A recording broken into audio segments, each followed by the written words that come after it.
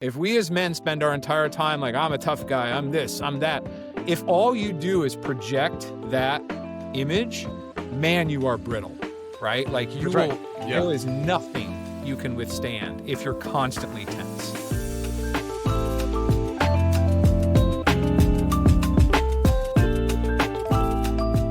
Today on Raising Men, I'm joined by Paul Kix. He's a journalist, a storyteller. He's the author of You Have to Be Prepared to Die Before You Can Begin to Live. Paul's work has taken him deep into the heart of what drives people, especially in extreme moments. And some of those same themes show up in fatherhood and in raising men. Paul, thank you so much for joining us. It is just an absolute pleasure to have you. It's likewise, my friend. Thank you. Now, your career has revolved around uncovering deep human stories. How has being a storyteller shaped the way that you see fatherhood and the narrative that you pass on to your sons? Oh man, that's such a great question. I think probably, oh wow, I don't even want to be flippant with it. Let me think that through. So, all right, probably the best way to answer that is to say that I think a lot now about raising the boys, not just with, I guess what you would say, the traditional traits of masculinity, strength, boldness, assertiveness, but also I guess you could say for a whole more holistic approach, like make sure that they do so with kindness as well. Make Yeah. sure that they realize that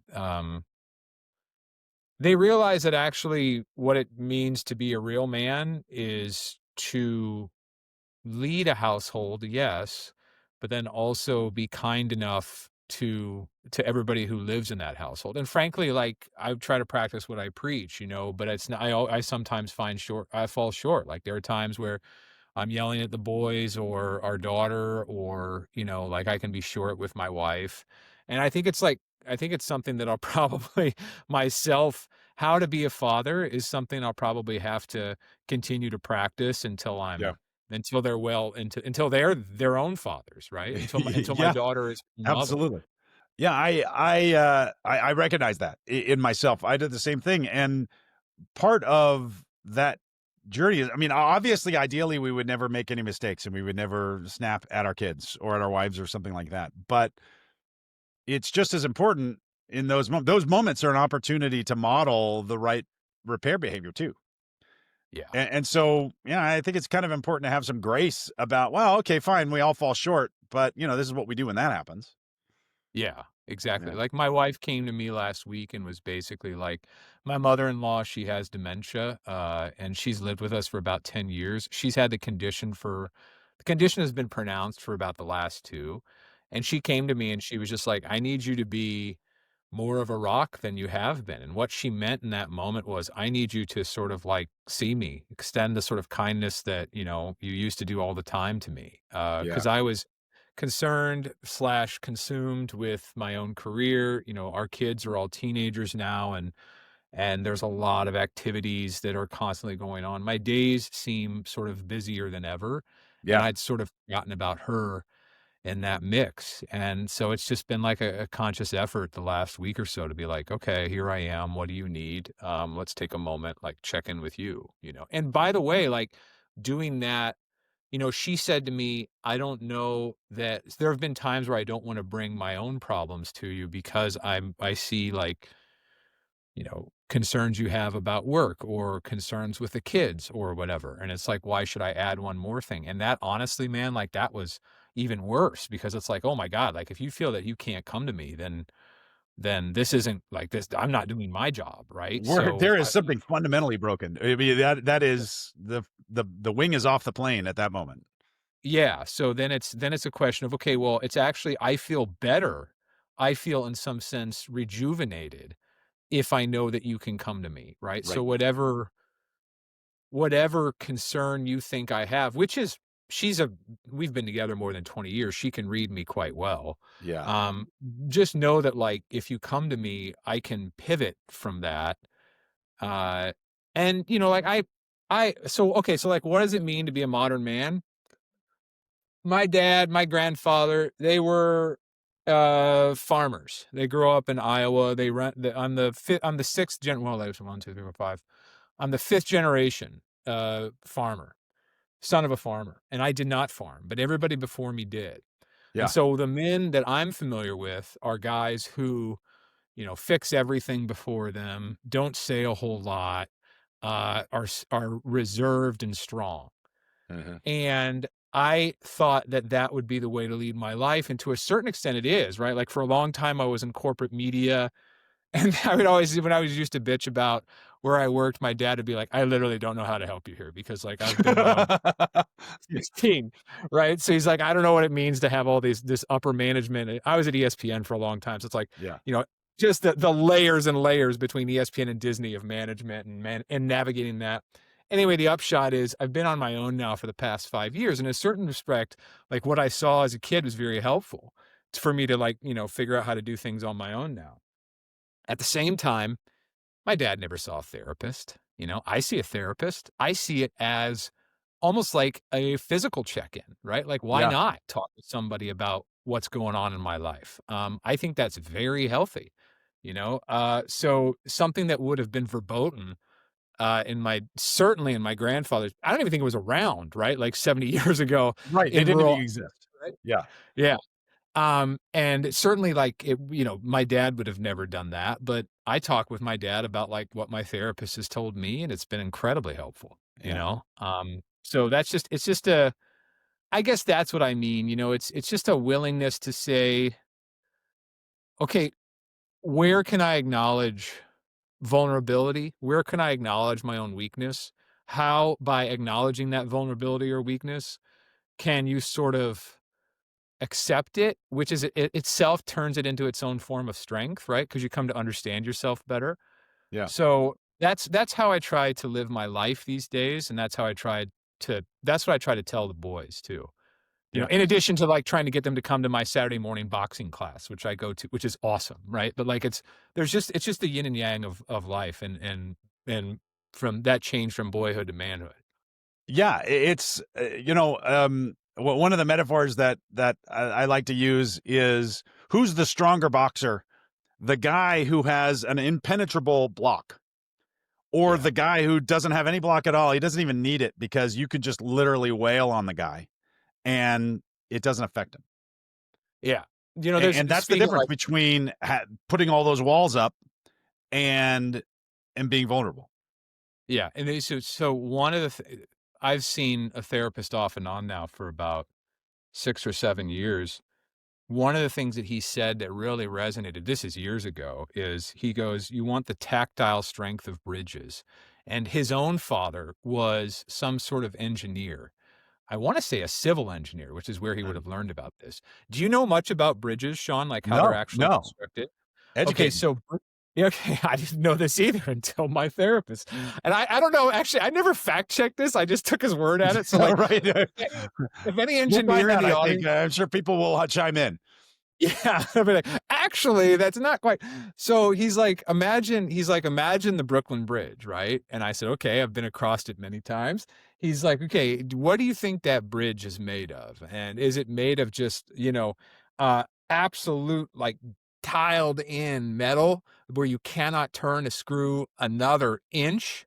Or when you look at a bridge, and if you take a side view of it, as if from a drone were approaching it, he goes, if you Yeah. look at it closely, what you actually see is the bridge moving a little bit, Yeah, which sure. looks almost scary, right? But he's Yeah. like, that's actually intentional because it's called, it needs to have a little bit of flexibility. Without that flexibility, Yeah. uh, what would happen is the construction of it would ultimately just corrode. It would collapse beneath itself because it's constantly so tense.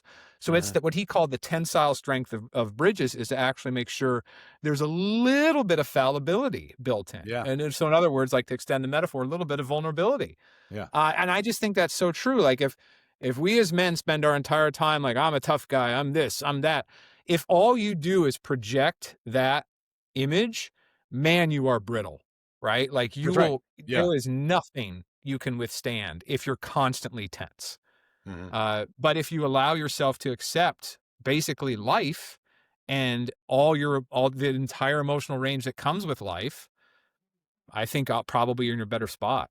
And I don't want, man, I hope that doesn't sound preachy because it's not as if I always knew this. In fact, again, like fatherhood, I would argue I'm still learning this day after day, Yeah, same but it's here. something I've come to learn, somewhat now. Yeah, I think that absolutely rings true for me as well. And it's like part of the definition of masculinity is being a protector. Yeah. And the almost trivial version of being a protector is being a tough guy, Yeah. right? Being willing to get in people's faces, being strong, I can beat anybody up, all of that stuff. And yeah, I mean, sometimes that's what's necessary in order to be a protector.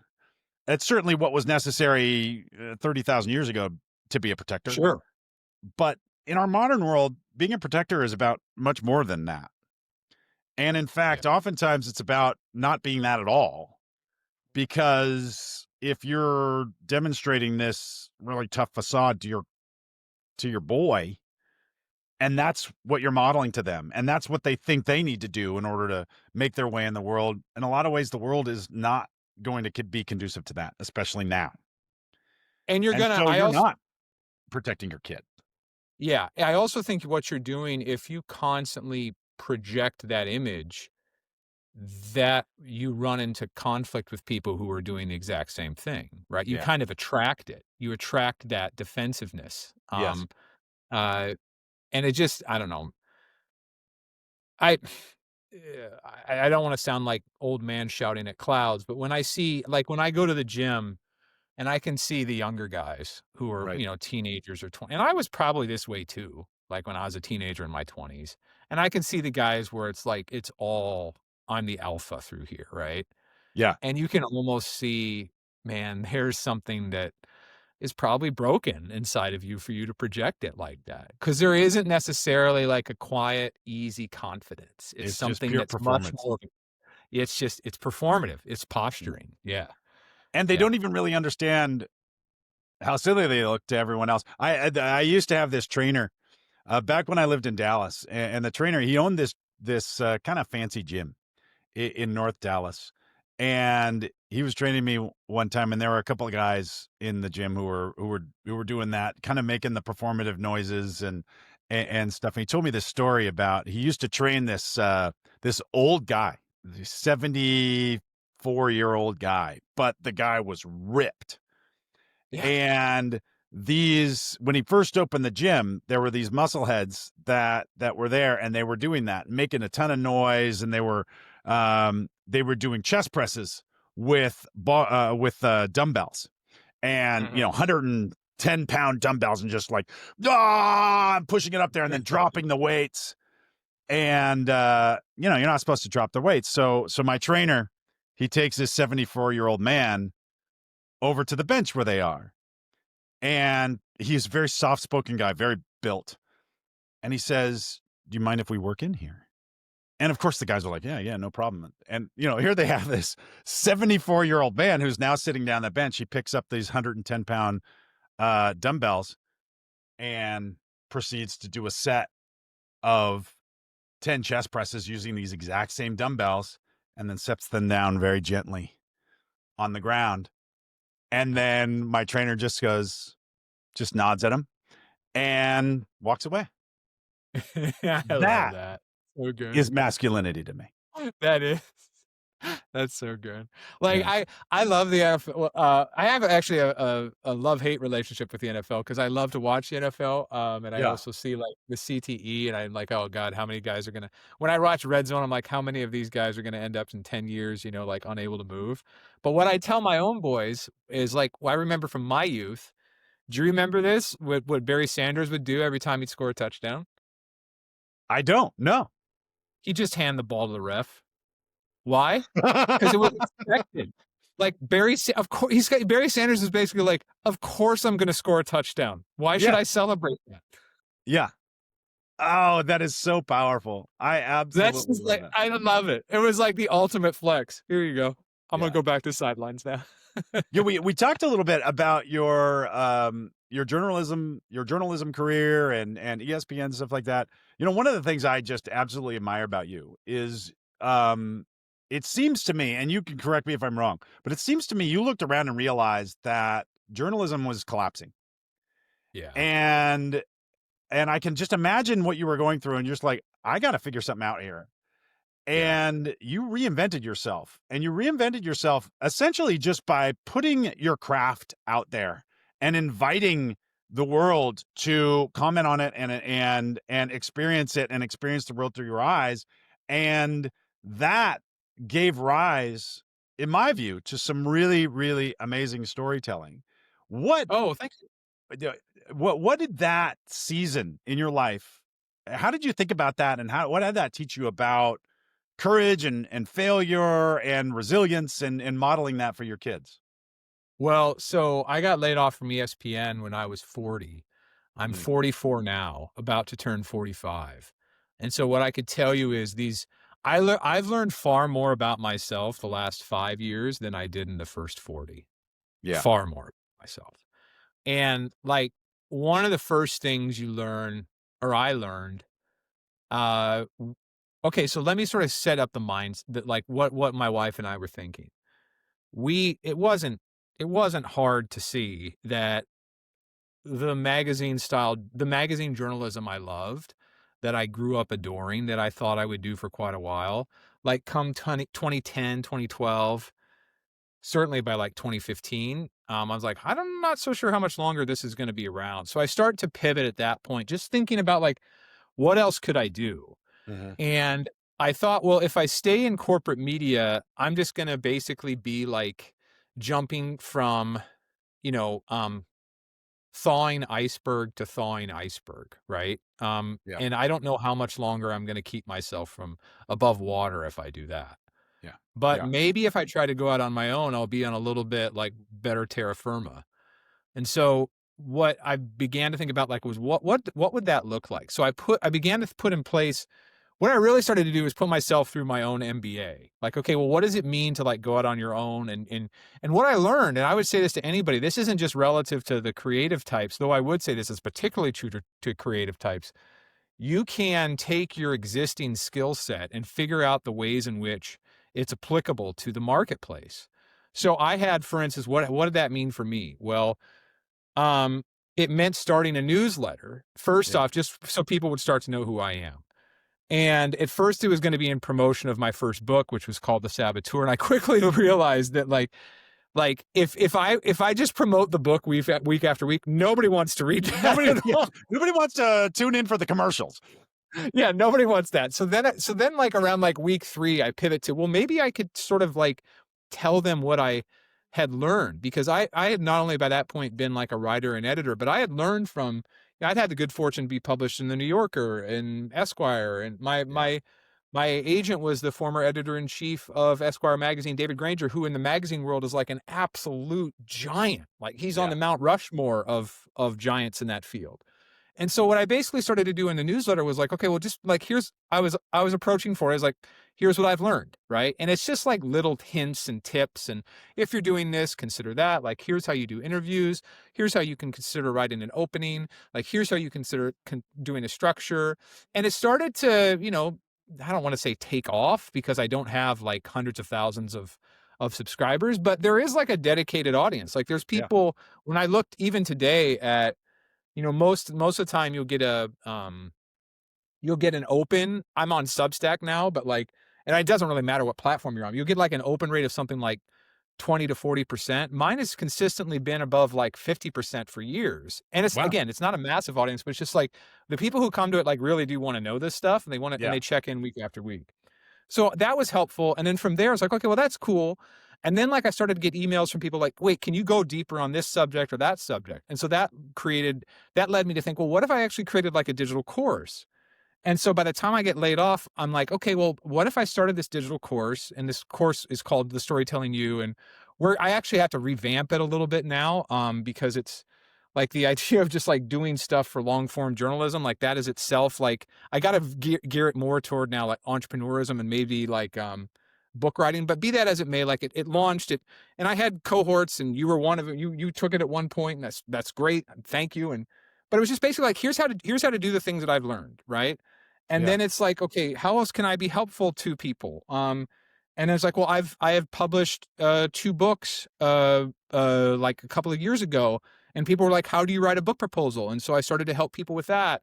And then because I had experience, like I was both writing my own books and then helping to shape other books, like the memoirs of like famous people and whatnot. And a couple of them have done really well, on the Times bestseller list. And so now it's like, okay, well, I can help other people do that. I guess Yeah. my point here is that I never thought to myself, well, actually, I never thought to myself, okay, I'm going to just like completely reinvent myself. I thought, how can I take my existing skill set and basically figure out, like, are there things that people would want? Like, are there things that people desire? Or do I know something that's just maybe a little bit more advanced than what somebody else knows? And if so, would they pay for the privilege of learning more about that, or me helping them directly with that? Right. And I still like my primary focus is still writing books. I've had a little bit of good fortune with Hollywood, so now I also oscillate between writing books and like production and screenplays and whatnot. But when I'm not doing that, like the majority of my time these days is spent either trying to consult people in a group setting, like what the Storytelling U is, or consult people one on one with like Yeah. books. And I'm not going to say it's easy, but oh my God, like that transition, there was Sean, like there were some times, especially right around 2020, 2021, when it was really scary because I'd never done this before. Right. It took so much to figure out how can I get past my own fear? Frankly, like honestly, I still deal with that. I have this tendency to what if and just throw out endless contingencies, right? Yeah. Endless possibilities. I do the And the exact what same ifs thing. can go 2 ways. The what ifs can go, wow, what if this really goes right? And sometimes I'm on this high, I'm like, wow, this could lead to this, could lead to this. And other times, like if I get in a bad run, or like a couple of deals don't go the way I'm hoping they will, a couple of arrangements with clients or whatever, or they back out or whatever, Sure. um, then I can start to catastrophize. And even today, 5 years later, I'm like, okay, is that real, or is that just the fear speaking? So this is, I'm sorry, a little bit of a soliloquy, but like when you asked, what is it like? And I said, well, I've learned far more about myself than anything else these Yeah. last 5 years. I've really learned what it means like to stare down fear, and even leave aside that, like look deep within myself and say, what is it where is that emotion coming from? What is, what is motivating that emotion? Is it real? Can I counter that emotion? If so, how? Journaling, prayer, meditation, sometimes a session with my therapist, right? Like whatever the case may be. And that's like, I think I've heard this from other entrepreneurs and frankly, people who are more successful than me, like, make more money than I do. Though money shouldn't be the only marker. And Yeah. they say Yeah. that But in it's the a good end, way to keep score. It's at least a number. yeah. Yeah. But what they talk about is something that I think is really true. In the end, like it isn't so much about creating the business as it is creating the sort of true self, right? Yeah. Like creating the thing that's like able to stare past that thing that really scares you, Yeah. and what's on the other side of that, and what's it like to live out in that no man's land, and how do you begin to navigate out there? I've, for all of its tribulations, and there have been quite a few the past 5 years, there have been there's been success too, and I've just really come to enjoy it. I get why my dad has been a farmer for like 50 plus years professionally, right? Right. Yeah. It's almost like you turned a career in journalism into a career in authenticity. Oh, thank you, man. That's kind. Yeah. Yeah. I I mean, think, I mean, I think if part of the reason you get such a great open rate on your newsletter is, and I'm a I read your newsletter, and that's what it drips with: authenticity. You're just sharing your journey, and it's you're the character, and it is you have a craft, a storytelling craft, very good, and you're telling your own story in that newsletter, and it's really powerful, and it's fun to watch, and you get good information out of it too. You can apply it to your own life. Wow, I could see how I could do that too. And Yeah. it's really fun. It's really great. It's a really great read. Well, thank you. If Um, I could just say, like, there's something applicable here to anybody else who's listening and thinking about how do I wanna try to do something. I think I'm a big fan of chronicling, kinda your point, Sean, like, you chronicle your own life, and if you yeah, have the courage to put that on the page, not just the triumphs, because honestly, like, I've the times that I've gotten far more responses from readers has been, mhm, like, the times where, like, I'm like, I'm in a sort of an uncertain spot right now, and I'll put that in the newsletter, right? And I'll be like, "This wow. is what's holding me up this week," right? And then the emails that those weeks are they they're just, like, far more voluminous than, That's you know, amazing. like Yeah, yeah, yeah. and I'll bet Yeah, you like really supportive. yeah, exactly. And Yeah, I think it's because, like, people want it comes back to the idea of authenticity. It's so easy to say, yeah, I had the good fortune of one of the story that I wrote this year, a couple years ago, was made into a movie this year, and I talked about that in the newsletter, and people were like, "Oh, that's great." But then, like, when I also said, like, 2 weeks later, "You know what? It hasn't like, I'm the same guy. I thought it was gonna make me better, and now I'm like, oh, shit." Like, I'm the same guy with the same problems, which I also wrote about, like, again, somewhere between 2 weeks to 1 month later. yeah. Like, that email got way more responses, Then than I'm making this awesome movie. Yeah, there's a lesson there. yeah. To close that thought out, I think that it's because we are drawn far more to each other's flaws than we are our best features. I think, like, when somebody actually says, "This is who I am, warts and all," it just sounds true. Because the easiest thing to say is, "I did this thing and it's awesome," right? Yeah, It's much harder to say, and it's and I don't even want it to sound self-congratulatory, but the thing I've learned in like, when I've been interviewing others, what I'm always trying to get to is what my good friend, Wright Thompson, whom I used to work with at ESPN, he calls the gripe, and the gripe is the moment when like, he's interviewed a lot of, like, he's done, like, stories on Michael Jordan, right? But right. the gripe is, "Okay, yeah, you're great, but, like, what's the thing that's actually bothering you right now?" Yeah, And the gripe can be something external, it can be something internal, but once you get to the gripe, then it starts to become real because now you're relating to somebody else on, like, an individual level where the pain, like, everybody feels pain, everybody feels vulnerability in some way, and so that's the thing that you wanna try to relay as a storyteller. And again, like, whenever possible, part of the reason I don't shy away from that is because I know, like, I know the gripe works, right? So yeah. if I'm gonna relay my own gripe in the editions of the newsletter, then, I know that, like, people probably relate to it. Yeah, and we have this social media culture that is the opposite of that. Like, it's all about showing your world in a way that is perfect. Yeah, And I guess that's popular too for a different reason, but the authenticity is way more powerful. yeah, I think so. Yeah. Yeah. Now, you and your wife are raising interracial sons in a world that I think tries to weaponize identity somewhat. Yeah. Um, how do you manage that? And I mean, how do you think about that as a father? And how do you keep your sons from becoming a victim of that?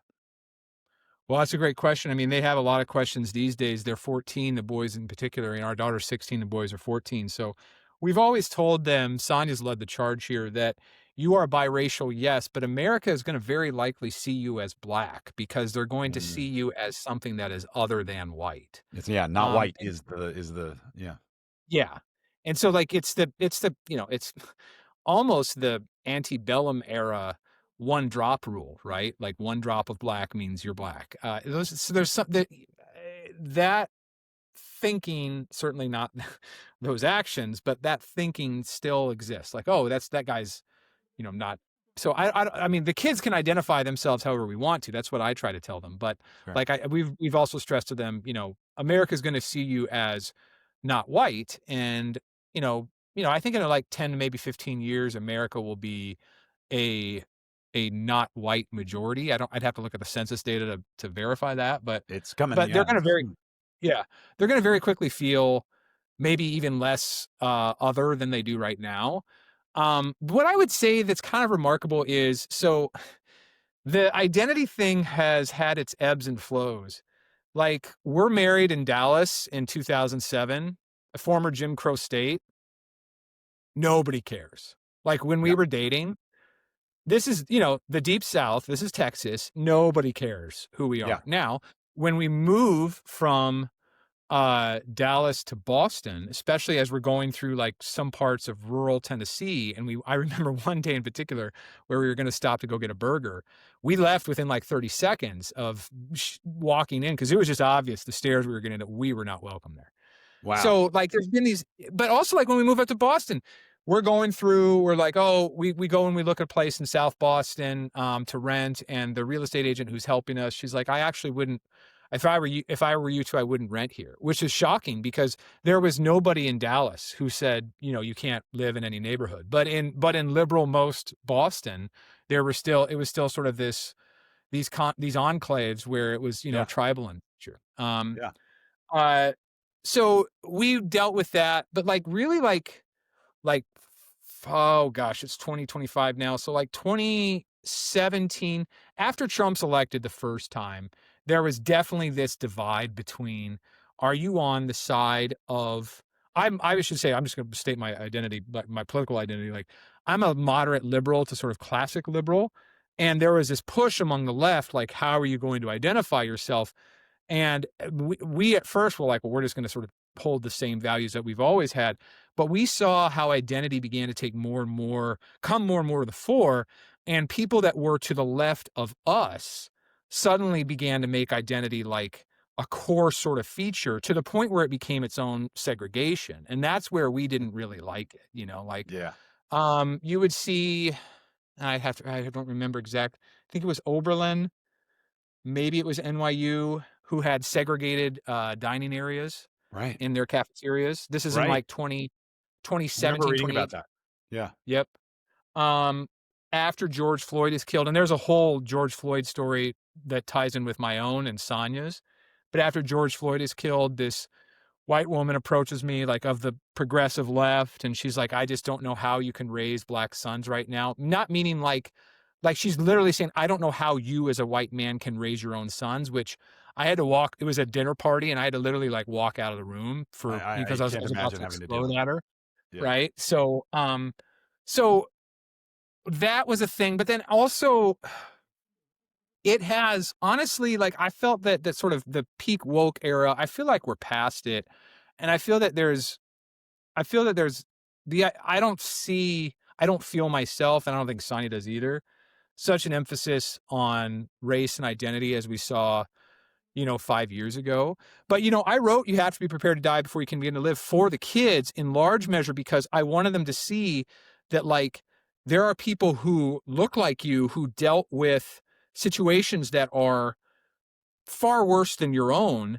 Yeah. And that segregation that they faced, like you're facing a form of it today, either from, alt-right form, like the bullshit of like Nick Fuentes and all those people on the edgelords on the right. It's just like, that's ridiculous and toxic. And I really hope that the conservatives really get rid of that because I Yeah. hope there's no home for that in American discourse.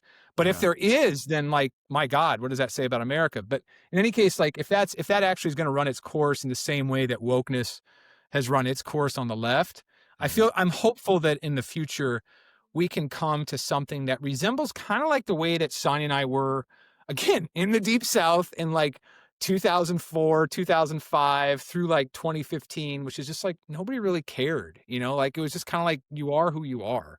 At Yeah, it least, was at least, almost like, and I was in Dallas around that same time, and it felt like Dallas was aware of its identity as a former slave state, as part of the Jim Crow South and all of that, and celebrated opportunities to demonstrate that isn't the case anymore.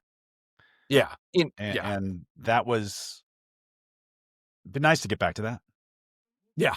Yeah. I mean, like the Dallas that I knew 20 years ago was the home of an evangelical pastor like TD Jakes. I think right after we moved from Dallas, it had its first, well, I know it had its first Hispanic woman become the sheriff while we were still there.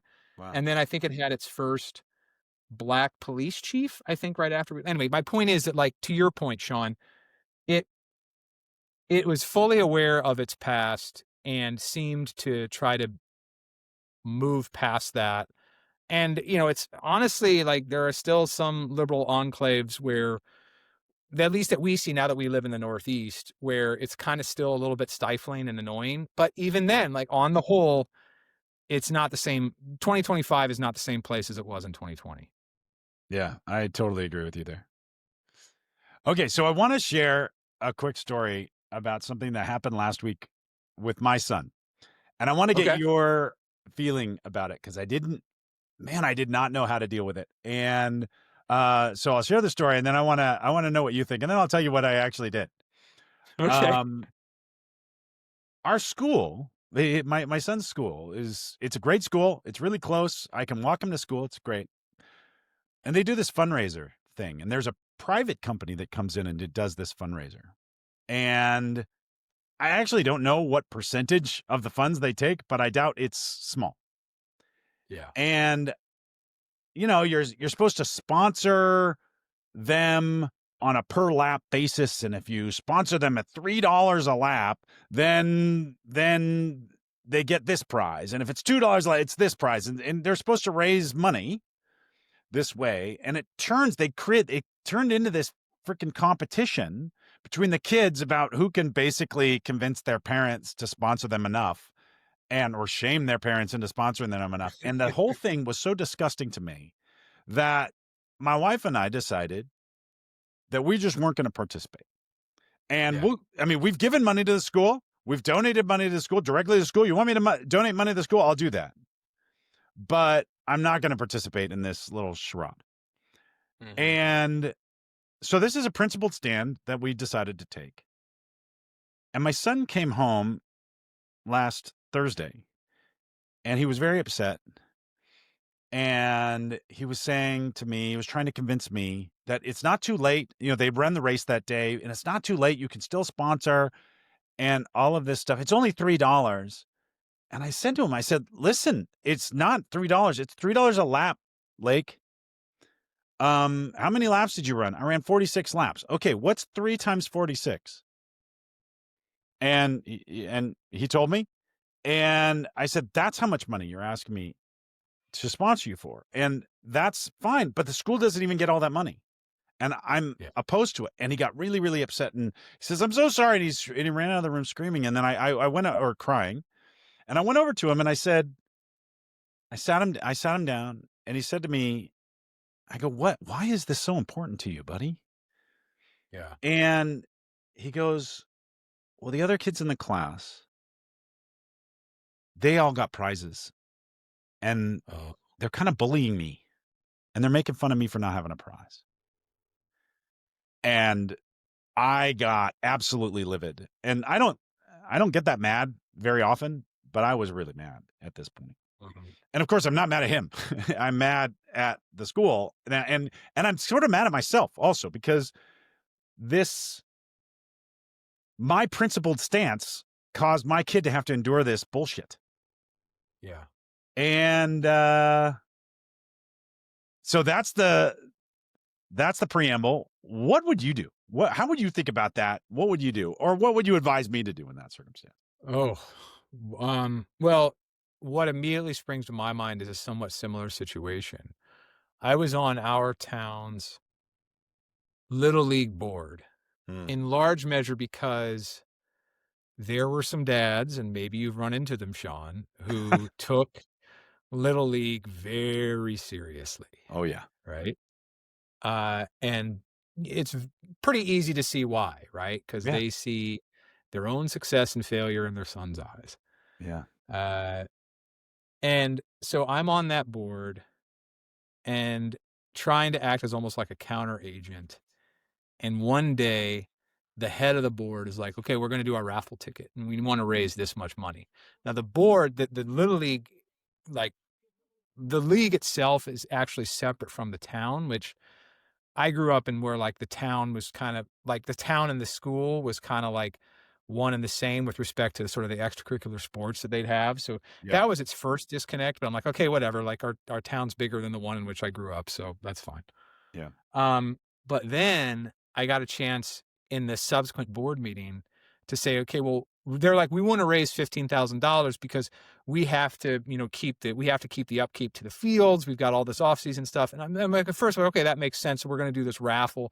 And it's the same sort of thing as what you're describing. The kids having to go around. It's just basically like, you got to spend $20 here and each kid is trying to raise something like $300, $400. I'm like, okay, that's, it's whatever, right? It's Yeah. kind of a lot, but whatever.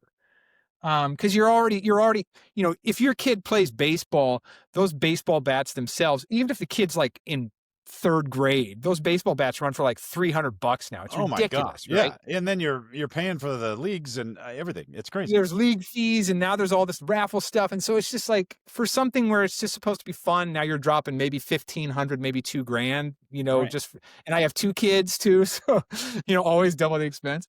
Yeah. Anyway, I'm like, okay, I'm begrudgingly going to go along with the raffle Right.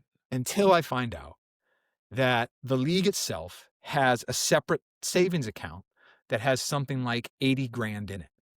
And they're just letting the money sit there and grow.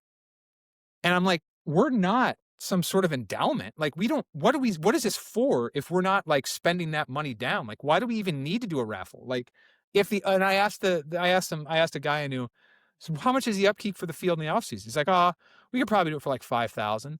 I'm like, well, why are we doing this to the parents? We're looking to raise somewhere between, again, like $10,000 to $20,000 cumulatively. Like, well, we just want to make sure we have enough. I'm like, we have enough, right? And so I didn't have the boys participate, even though I was one of the coaches, Yeah. which set off its own sort of like so now there's a rift between me and the other dads, which had existed anyway, because I like refused to run that line of, I'm gonna make sure he starts and all this other stuff. Right. But now there's the other thing that, Kix, he's stuck up. He does, or whatever it is, right? He's not even going to participate in the raffle. Yeah. And I took this stand and sort of I've ostracized a little bit from the league, but the boys, they had to run rough go too. They're like, how come, their own teams, like they're bringing the raffle sales and boys don't have any. And they're like, yeah, and I just said to the other kids, I'm like, yeah, we chose not to do it this year. But I know that there was a little bit of sniping that the boys had to deal with separately. And they came to me like, why did we do this? Like, why did you have to take this principled stand? Yeah. And honestly, I didn't have a very good answer aside from, I think it's stupid for them to do that, even though I knew that like it was something that now they would have to endure socially. Right. Yeah. And it wasn't, there were prizes. There were other kids on other teams and some of their friends on other teams and some of their teammates on our own team. Like the top prize was like an iPad or something, right? For like selling the most raffles, right? So like, Wow. it's not like, here's a wristband, Timmy. It's, here's a brand new iPad, which was itself. I felt even more principled in my opposition after that. Absolutely. I'm like, that's wait, that's $1,000 prize. Give me a break. So how would I advise you? I still wonder today if I did the right thing. What I can tell you is 4+ years later, in ways large and small, my boys, I hope, and because I see this in them, they seem to have a better bullshit detector than other kids.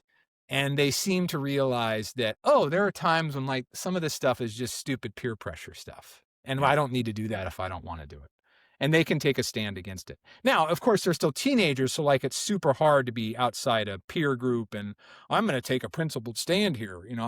I'm just saying that I think that in ways large and small, like that choice then and a few others Sonia and I have made has sort of set an example for, like sometimes the crowd is wrong and sometimes you should be in opposition to that crowd. And, you got to kind of state why it's wrong and stick by what you believe, even if there are consequences for it. Yeah. I don't know, is that helpful in any way? Yeah. Yeah. No, I think that's interesting because you and I ended up doing the same thing. And so at that night, my wife had an event early in the evening, and I had an event later, and we were kind of doing a handoff from the kids and just Yeah. meeting um on the go. And it was actually in our cars. And I rolled down my window and she rolled down her window. And I was still very animated about this at this time. And I said to her, I said, this thing just happened. Lake told me this. And this is what happened. And I got really, really upset. Um, and I want you to go up there and talk to him about it and hear what he has to say. I wish I had the time to do it, but I don't want him to go to school tomorrow. Mm. I'll take him to Legoland or something. I'll take the day off of work and I'll take him to Legoland. And and next year when this event comes around again, we'll take him out for the whole week. I Yeah. don't feel like he should have to endure bullying or even what he perceives as bullying for my principled stance. And so we just won't go to school while this is going on. And everyone else can have it. But I'm not going to make him endure it. And I'm going to take him out of school. And he and I ended up, going, we got a little bit of a late start to the day, but we went to Legoland, got there around 11 a.m. and spent the day there. And it ended up being just this magical day between just him and me. And it was great. And Yeah. he didn't have to go through that stuff. And we had a talk about, I said that I felt like this fundraising thing was a scam and we don't Yeah. participate in scams. And it's a gray area and some people feel that way and some people don't. But this is the way we feel about it. And I'm sorry that as a result of that decision, you had to endure some hardship, but that's life sometimes. And I'll try to minimize it for you. Yeah. Yeah. How did he respond? He was freaking thrilled because he didn't have to go to school. He got to go to Legoland. Do you think the message you tried to relay resonated? I don't know. He's 6 years old. And Yeah. so, I mean, it's hard to know what he absorbs. I feel like the broad strokes are the parts that I can really try to get through now. And I think maybe he got it. Yeah. Yeah, they get more than you think they do.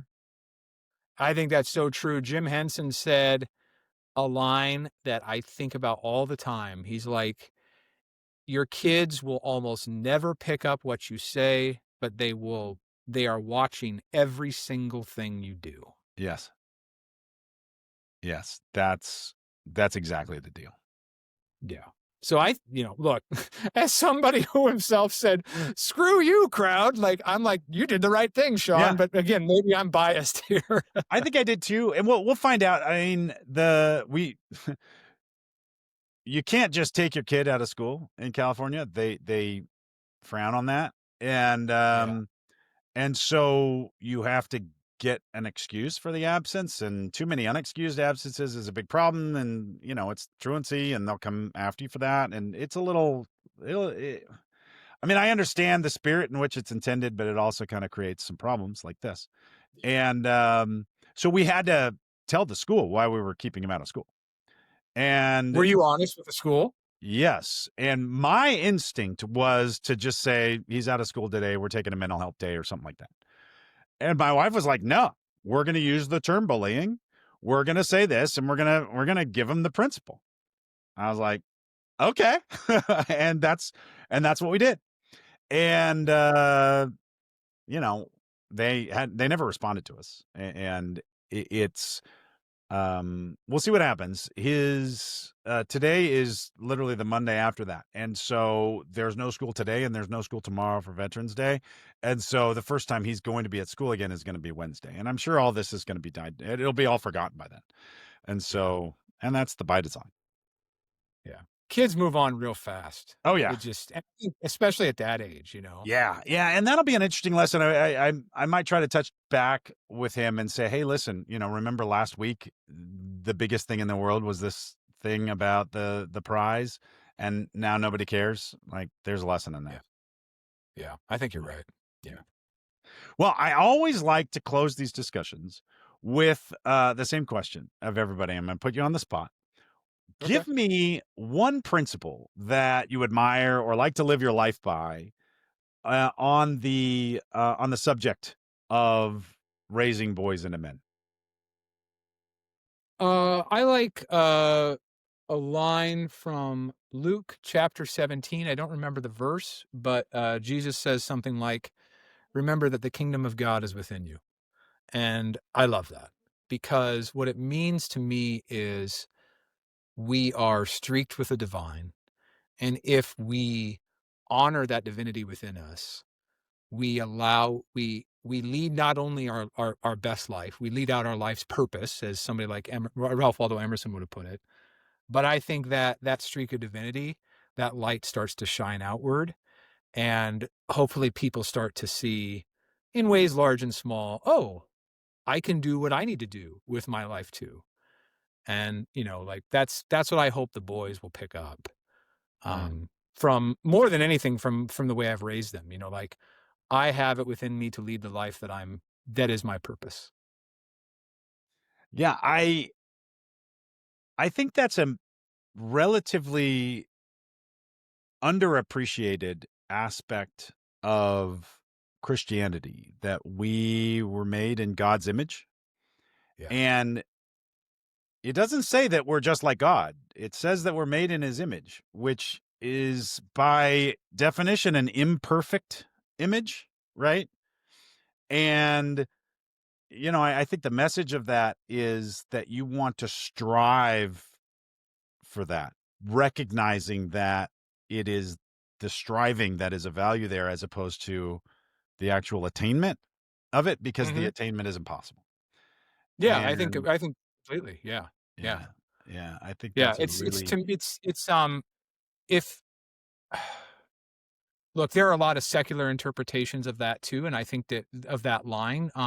But yeah, there was this, but that has been increasingly something by which I lead my own life, and I don't really talk about my own Christian faith much unless people ask. yeah, But I just let it sort of be known, like it's one of that is like a guiding principle that I live by. yeah, Remember that the kingdom of God is within you. That it just lights me up every time I think that. yeah. Anytime you're having a bad day, anytime something's, going good or ill, just like, okay, how can I best respond to this moment with courage, compassion, everything else? Yeah, I think that's amazing. I think that's a wonderful place to leave off, Paul. Thank you so much for sharing your stories and your perspective and your authenticity. I love hearing about this stuff and about your journey. I love Thanks, man. reading your newsletter, and it's been an absolute pleasure to speak with you today. I wish you the best of luck with this podcast and everything else you're doing. And stay in touch for real, man. Like Thanks so much. when I I got your absolutely email, will. You'll definitely hear from me. Paul Kix is a storyteller, a journalist, and just an all-around fantastic man. His newsletter about the craft of storytelling is absolutely amazing. You should definitely join it. The link is in the show notes. Paul, again, thank you so much for taking the time to join me on Raising Men. awesome. Raising Men is produced by Phil Hernandez. This episode was edited by Ralph Tolentino.